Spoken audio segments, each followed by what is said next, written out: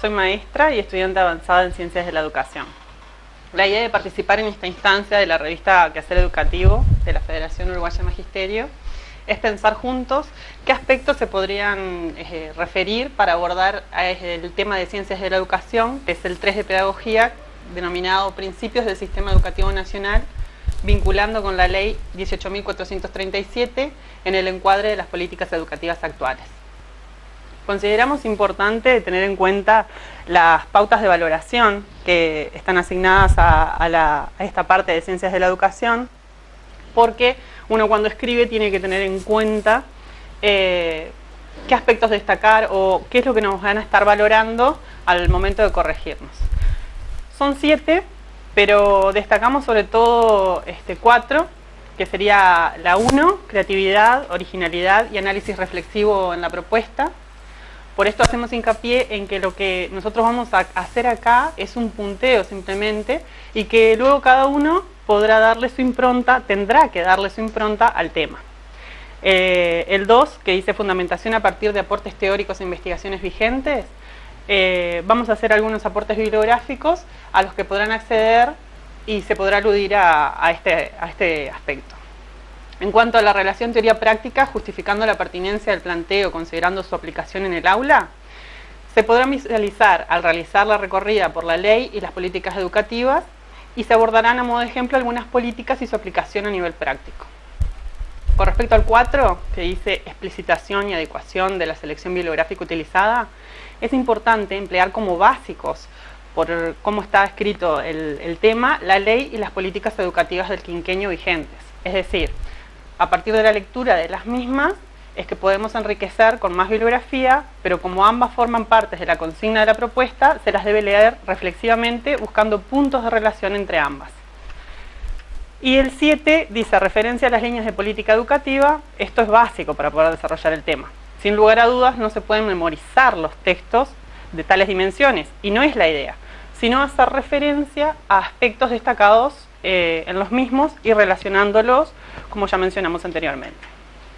Bueno, centrándonos ahora en el tema propiamente, como es un tema de pedagogía, lo que tendríamos que hacer es, podríamos hacer, es pautar qué es pedagogía, ¿sí? Pero desde nuestro punto de vista, se debería tener en cuenta que este es un tema muy denso porque alude a las políticas y a la ley. Entonces, no explayarse tanto en lo que es pedagogía, ¿sí? Pero se lo podría nombrar sin explayarse mucho. Que es una disciplina de las ciencias de la educación, que se encarga de qué es lo que investiga, que se encarga del estudio de los diferentes fenómenos educativos y reflexiona sobre el hecho educativo y que elabora saber al respecto. Bueno, volviendo al título del tema, se plantean 3 grandes ejes en torno a los cuales organizar o pensar el enfoque del tema. Sería la Ley General de Educación 18.437, que es la que pauta el Sistema Educativo Nacional, los principios del Sistema Educativo Nacional y a su vez los principios rectores y las políticas educativas actuales, estableciendo relaciones entre las mismas y la Ley de Educación. Entonces, si pensamos en estas 3 grandes partes del tema, podemos juntar a la parte 1 y 2, que sería la Ley de Educación y principios del Sistema Educativo Nacional, porque van a ver que están implicados. La Ley de Educación se promulga el 12 de diciembre del 2008. La misma se encuentra disponible online en varios sitios, en la página web del Parlamento, en el INPO, y es de fácil acceso. Nosotros vamos a dejar un link en la página web del Quehacer, de la FUM, para el acceso más fácil aún. Esta ley cuenta con un enfoque diferente a la que le precedió, ya que en el artículo 1 realiza una declaración de la educación como un derecho humano fundamental. ¿Qué nos está diciendo esto? Que los seres humanos tenemos derecho a la educación por encima de sobre todas las cosas, y que el Estado debe garantizar y promover la educación de calidad para todos sus habitantes a lo largo de toda la vida, facilitando la continuidad educativa. Con esta declaración de la educación como un derecho humano, lo que hace el Estado es decir que se debe garantizar este acceso. Y no importa tu condición social, la situación económica, la edad, o, por ejemplo, incluso ser privado de libertad. La educación es un derecho para todas las personas y en todas las etapas de la vida, como ya lo mencionamos. La propia ley lo explicita más adelante en el artículo 4, que la educación tenderá a los derechos humanos consagrados en la Declaración Universal de los Derechos Humanos y en la Constitución de la República y en el conjunto de los instrumentos internacionales ratificados por nuestro país. En la misma ley encontramos los principios de la educación que abordaremos a continuación, pero como verán, la lectura de la ley es indispensable. Reitero que no se pretende que se recuerde en el texto para citarlo, ya que no podrán, como saben, contar con materiales en la prueba del concurso, pero sí se puede realizar una lectura reflexiva y extraer la concepción de la ley para de este modo poder aludir a ella y vincularlo a las políticas educativas. El artículo 6, que habla de la universalidad, dice que todos los habitantes de la República son titulares del derecho a la educación sin distinción alguna. O sea, todos contamos con ese derecho sin importar la edad, condiciones como puede ser, como ya mencioné, estar privado de libertad. En el artículo 7 habla de la obligatoriedad. Es obligatoria la educación inicial para los niños y niñas de 4 y 5 años de edad, la educación primaria y la educación media básica y superior. Es decir, a nuestro país es obligatoria la educación desde inicial a 6º año de educación media, por lo que el Estado debe controlar que los chicos accedan a la educación formal obligatoria, pero a su vez debe brindar las condiciones para que esto se realice. En el artículo 8 se habla de la diversidad e inclusión educativa. El Estado asegurará los derechos a aquellos colectivos minoritarios o en especial situación de vulnerabilidad, con el fin de asegurar la igualdad de oportunidades en el pleno ejercicio del derecho a la educación y su efectiva inclusión social.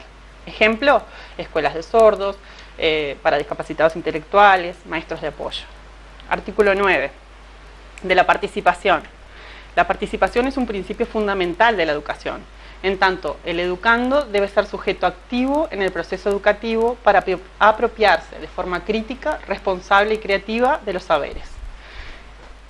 Vemos esto, por ejemplo, en la conformación de los consejos de participación que aparece pautado en la misma ley de educación. En el artículo 10 se habla de la libertad de enseñanza. La libertad de enseñanza estará garantizada en todo el territorio nacional y tal como lo establece el artículo 68 de la Constitución de la República. Los docentes contamos con libertad de enseñanza, pero libertad no quiere decir que hago lo que quiero, que se estará garantizando o cumpliendo con los principios de la ley y la normativa vigente. Esto es en el marco, por así decirlo, de la libertad de enseñanza. En el artículo 11 se pauta la libertad de cátedra. Esta libertad se relaciona con lo mencionado en el artículo anterior. Cumpliendo con los principios y normativa, yo puedo planificar mi año como a mi criterio me parezca mejor, pero siempre teniendo en cuenta la realidad de mi clase, el programa, las pautas del CEI. Ahora bien, ya vimos, habiendo explicitado los principios que rigen y organizan y pautan la educación en nuestro país, debemos poder visualizar cómo se conforma nuestro sistema de educación. Va a estar basado en estos principios. El Sistema Nacional de Educación aparece en el artículo 20 y nos da un concepto en el artículo 20. Dice: el Sistema Nacional de Educación es el conjunto de propuestas educativas integradas y articuladas para todos los habitantes a lo largo de toda la vida. Lo que se plantea en este artículo es que en nuestro país el sistema educativo deberá brindar opciones educativas a lo largo de toda la vida y realizar el propio sistema un enlace, por así decirlo, entre una propuesta educativa y otra. Se brindarán las condiciones necesarias para que los estudiantes transiten de uno a otro y que no se produzcan deserciones. A modo de ejemplo, el pasaje de educación inicial a primaria o de primaria a segundo ciclo. En el capítulo 2, en el artículo 21 y 22 de la ley, se plantea la definición de educación formal y se pautan sus niveles y modalidades: educación inicial, educación primaria, media básica, media superior, y dentro del cuarto nivel se abarca la educación terciaria, para formación de carácter universitario de grado, y en el último nivel estaría la formación universitaria de posgrado. Nosotros, por el tema a abordar, enfocaríamos la mirada en los principios de la educación pública estatal. ¿Por qué? Porque estos principios rectores son en torno a los cuales se va a organizar el sistema. En el artículo 15 se explicita que toda institución estatal dedicada a la educación deberá velar, en el ámbito de su competencia, por la aplicación efectiva de estos principios. Los principios son 3: gratuidad, laicidad e igualdad de oportunidades. En el artículo 16, siguiendo con la ley, se habla de la gratuidad. El principio de gratuidad asegurará, el subrayado es mío, quiero aclararles, porque no está subrayado en la ley, fui marcando aspectos que me parecieron importantes. La gratuidad asegurará el efectivo derecho a la educación y a la universalización del acceso y permanencia en el sistema educativo. Con este artículo se pretende no solamente que todos accedan, sino fundamentalmente la permanencia, que hay que aclarar que este es un aspecto que primaria lo tiene bastante saldado a nivel país. Aquí se ve claramente la relación con los principios de la educación universal y obligatoria. No se puede pretender que concurran todos y obligarlos de alguna forma como Estado a concurrir si no es gratuita la enseñanza. En el artículo 17 se pauta la laicidad. El principio de laicidad asegurará el tratamiento integral y crítico de todos los temas en el ámbito de la educación y se garantizará la pluralidad de opiniones y la confrontación racional y democrática de saberes y creencias. Esto garantiza el acceso de todos, ya que las diferentes creencias no serán un obstáculo para el acceso. En el artículo 18 se habla de la igualdad de oportunidades o equidad. El Estado brindará los apoyos específicos y necesarios a las personas y sectores en especial situación de vulnerabilidad y tratará de incluir a las personas. Se tratará de que haya un alcance real de la igualdad de oportunidades para el acceso y la permanencia en el logro de los aprendizajes. A su vez también el Estado asegurará a los educandos que cursan la enseñanza pública obligatoria el acceso a las tecnologías de la información y la comunicación. Este artículo se relaciona con el principio de diversidad e inclusión educativa, ya que el Estado debe garantizar el acceso de los grupos minoritarios a la educación. Ejemplo, las computadoras adaptadas para personas no videntes o con baja visión, el acceso a personas que presenten discapacidad intelectual o sordos. Otro ejemplo para este artículo sería el boleto. Ningún escolar de nuestro país paga boleto en los ómnibus para llegar a la escuela. De no contar con esto, por ejemplo, habría una gran cantidad de niños que no podrían acceder a la escuela. Piensan en la zona urbana de nuestro país, pero también en las zonas rurales. Apreciamos así que hay una relación directa entre los principios de educación y los principios de educación pública, o los principios por los cuales se debe regir el sistema educativo nacional. También debemos mencionar que todo el sistema de educación cuenta con líneas transversales que lo estructuran y a su vez le brindan puntos de encuentro. En el artículo 40 se habla de las líneas transversales. Dice, el Sistema Nacional de Educación en cualesquiera de sus modalidades contemplará líneas transversales entre las cuales se encuentra. Bueno, allí se detallan cuáles son, ustedes las están visualizando, no hace falta que yo las lea, ¿sí? Pero lo que podemos decir es que, haciendo una puesta a punto hasta el momento, hablamos de la ley que ubica la educación como un derecho humano fundamental. Hablamos de los principios que rigen la educación de nuestro país. Planteamos cómo se conforma el sistema educativo, que es el que debe llevar a la práctica los principios. También abordamos las relaciones o vínculos estrechos que hay entre los principios que rigen la educación y los principios de la educación pública estatal. Aludimos a los ejes transversales recién del sistema. Ahora lo que vamos a hacer es centrarnos en las políticas educativas. Luego de explicitar su definición, se tratará de buscar los puntos de encuentro con los principios del sistema educativo y la ley de educación que ya abordamos. Para esto nos vamos a referir a un texto de Guillermo Pérez Gomar, en su libro Cambiar la educación entre deseos y realidades, de las políticas educativas a las prácticas pedagógicas. Allí considera las políticas como procesos, pero también como resultados. Dice, consideramos a la política educativa como lo que los gobiernos eligen hacer o no hacer en el ámbito de la educación, y su análisis como el estudio de lo que los gobiernos hacen, por qué y con qué resultados. Podemos entonces coincidir con Taylor en que las políticas educativas poseen las siguientes características generales. Son mucho más dinámicas e interactuantes que un texto que les da forma. Su estudio requiere trascender lo escrito, esos grandes informes, para situarlo en un contexto, que es lo que le otorga sentido y significado. Poseen un marcado carácter multidimensional, que afecta de diferentes formas a los agentes envueltos en ellas y que a su vez en su desarrollo son afectados en forma desigual por las prácticas. Están cargadas de valores que permean su proceso. Así, por ejemplo, la reestructura de las organizaciones escolares se basan en las ideas de eficacia y eficiencia y de calidad. ¿Pero qué significan estos conceptos? Eficacia, eficiencia, calidad, ¿para qué? ¿Para quiénes?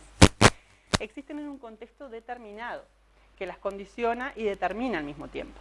Siempre se desarrollan en un clima político e ideológico particular, con una realidad económica y social que tendrá mucho que ver con sus resultados. Su propuesta y realización es una responsabilidad y a la vez actividad del Estado, en interacción con la economía y la sociedad civil. Interaccionan con políticas que se llevan a cabo en otros campos. Su implementación nunca es tarea fácil.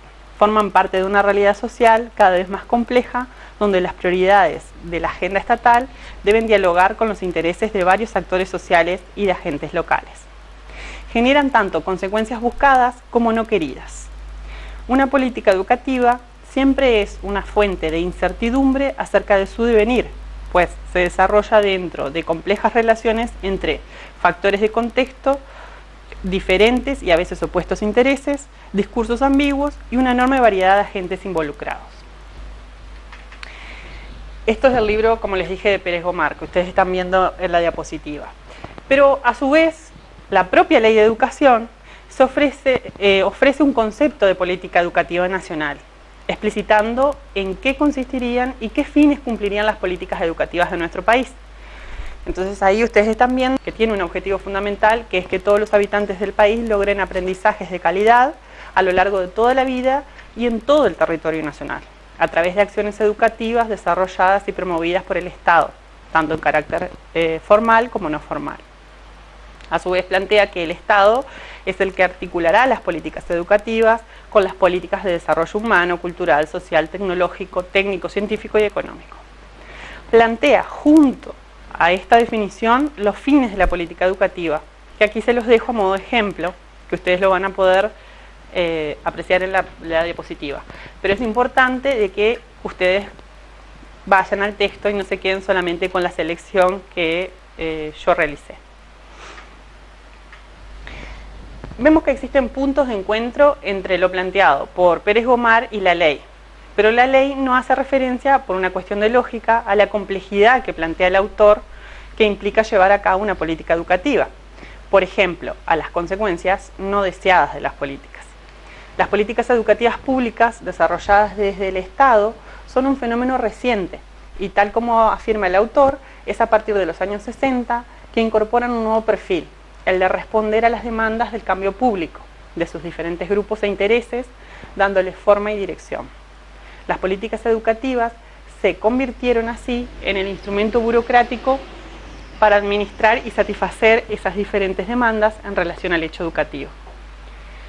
Así, las políticas educativas obedecen a intereses diversos y se convierten en un campo de lucha y conflicto entre grupos con visiones opuestas sobre qué fines debe orientarse la educación.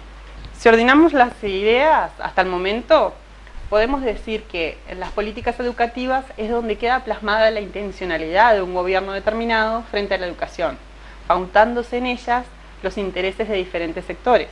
Para ir cerrando el tema, leeremos las políticas del quinquenio 2016-2020 que se encuadran con los fines mencionados en la Ley de Educación y los del sistema educativo. Es importante resaltar que nosotros como docentes en el aula nos vemos atravesados por la Ley de Educación y por las políticas, y que más allá de la instancia de concurso, que siempre es un aprendizaje, es bien importante conocer las políticas para saber qué aspectos hará énfasis el gobierno. En las orientaciones de la política educativa del CEIP, quinquenio 2016-2020, aparecen en primera instancia los principios rectores. Luego, el estado de situación de la educación inicial y primaria. A continuación, los desafíos de la ANEP y las líneas estratégicas del CEIP en educación y en gestión. Si ustedes observan, en esta parte trataremos de que se logre transparentar la coherencia que hay entre el CEIP y la ANEP. En los principios rectores de las políticas educativas de gestión que se desarrollarán en este quinquenio, el Consejo de Inicial y Primaria ha definido 4 principios rectores para atravesar toda la gestión, por decirlo de alguna forma, que serían calidad, integralidad, inclusión y participación. Estos principios van a impregnar las propuestas desde el CEIP, considerando el escenario en que se desarrollará la educación básica para el siglo XXI. Esto quiere asegurar las condiciones básicas de educabilidad. Esto lo saqué de la política que está publicada, vamos a poner el enlace en la página también para que quede accesible a todos. Está en la página del CEIP, además. En cuanto a la calidad, se habla acerca del enlace entre sistemas. En este sentido, dice, se propone actuar en función del desarrollo de un enfoque sistémico e integrador de la educación toda. Llegar a todos, llegar mejor para conseguir mejores aprendizajes y que contribuyan a la equidad. Sobre el principio de integralidad, lo que pauta es que la educación debe ser integral y se relaciona con la educación del ser humano en todas y cada una de las dimensiones. A esto lo relaciona ya dentro de la política educativa, ya tienen un enlace allí porque lo relaciona con la Ley de Educación en su artículo 13, que es el que ya nosotros mencionamos en la Ley de Educación. A su vez también allí lo que plantea es una serie de pauta, cómo pensar la integralidad. No los voy a leer, ustedes lo tienen en la página, en la diapositiva, pueden acceder y si no, yendo a la política educativa. Dice, me interesa esto destacar porque acá tienen pautas ustedes de que al final vamos a hacer un cierre de cómo poder enfocar este tema, porque vieron que es mucha ley, mucha política, mucho texto duro, por decirlo de alguna forma, y es difícil pensarlo desde el lugar del maestro concursante en cómo hacer para redactar esto y que sea un tema que lo pueda hacer en el tiempo limitado que tengo del concurso y sin poder tener los textos para poder consultar.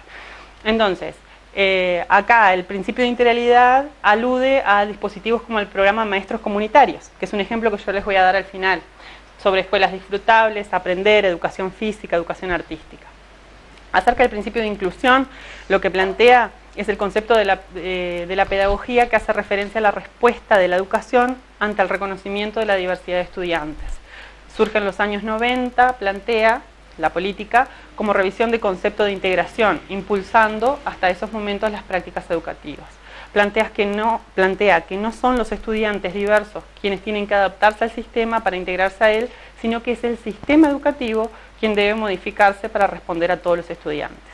Acerca del principio de participación, habla en primer término que considera que hay que aludir a la Ley de Educación. Aquí ven otro enlace ustedes en el artículo 9. ¿Sí? Lo vincula directamente a la Ley de Educación, al artículo 9, cuando dice que la participación es un principio fundamental, y a su vez habla también de la participación a nivel de las familias, y también alude a la ley cuando habla de los artículos 76 y 77 de los consejos de participación que yo ya se los había mencionado.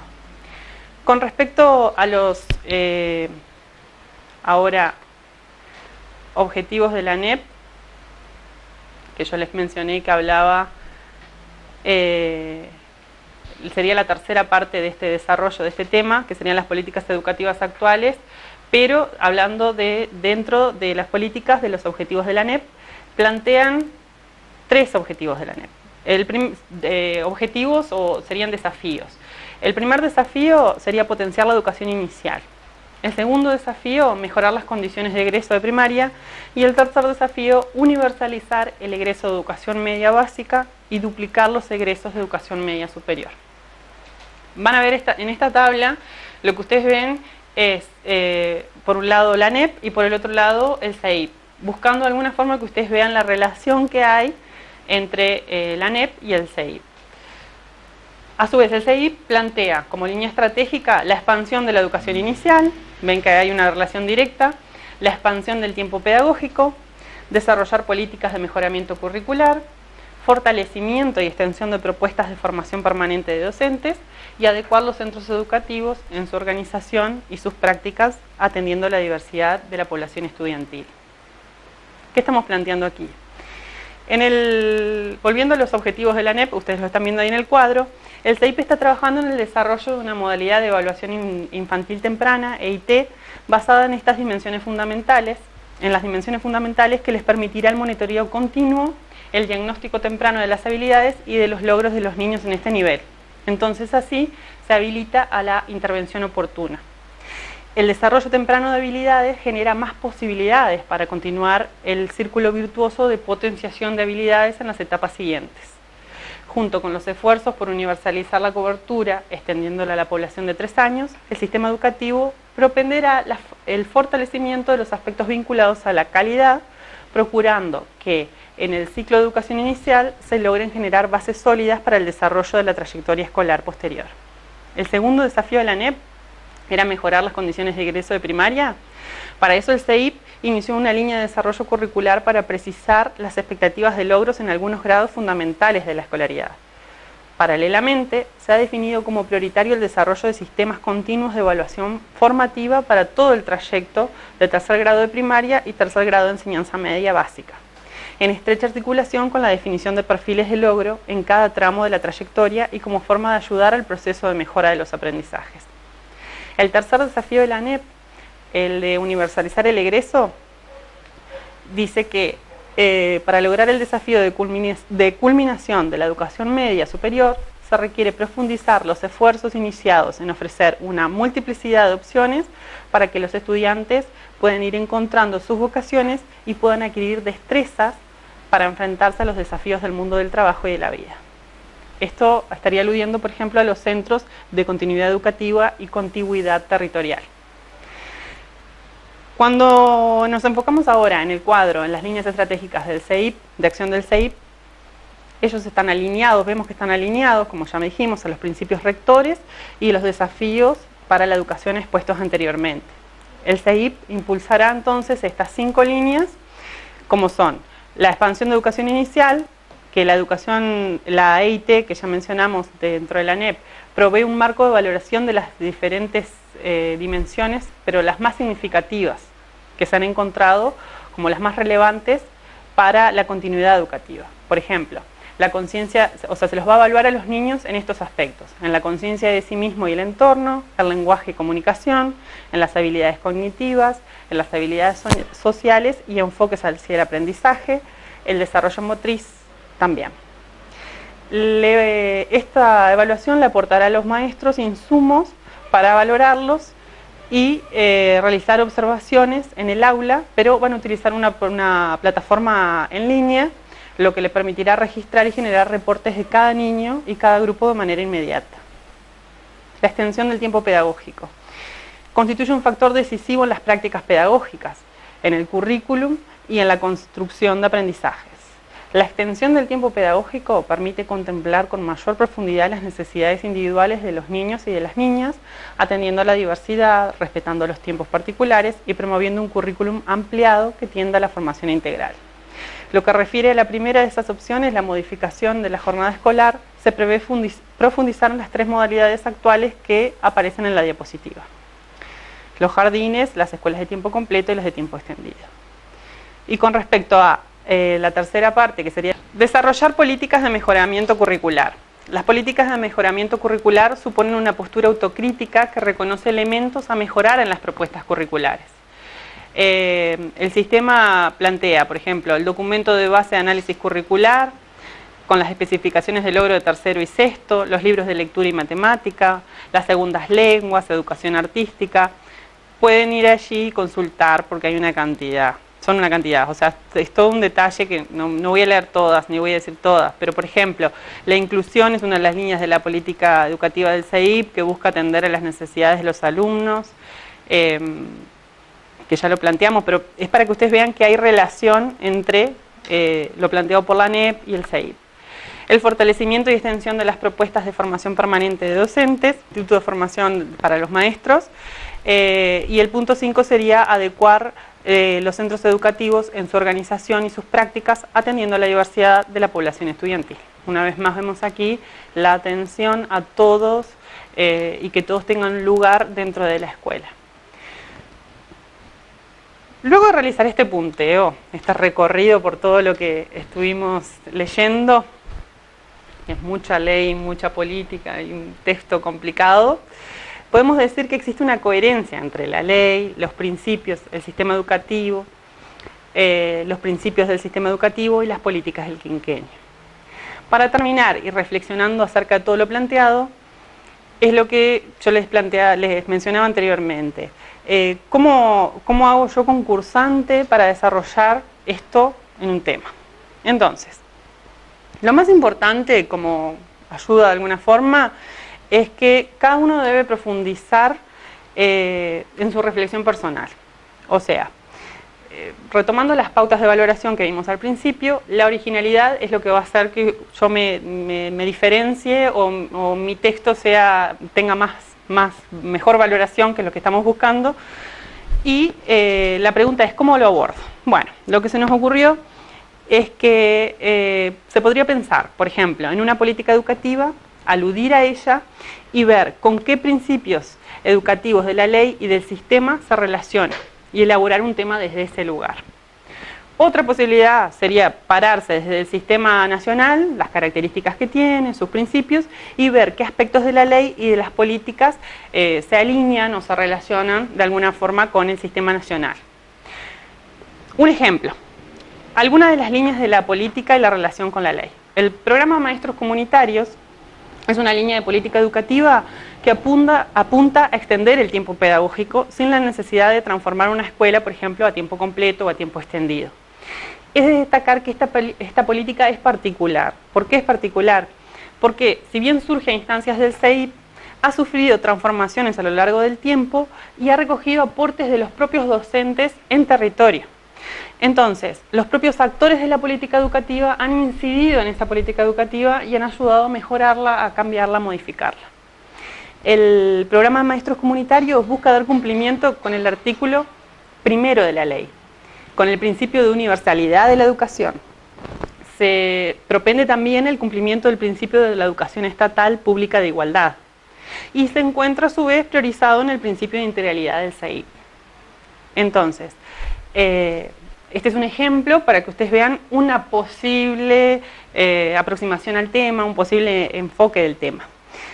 También se les va a dejar en la página de la FUM un artículo del licenciado Antonio Romano, donde se habla de las características de esta política educativa y de su particularidad y pueden desarrollar más este posible enfoque.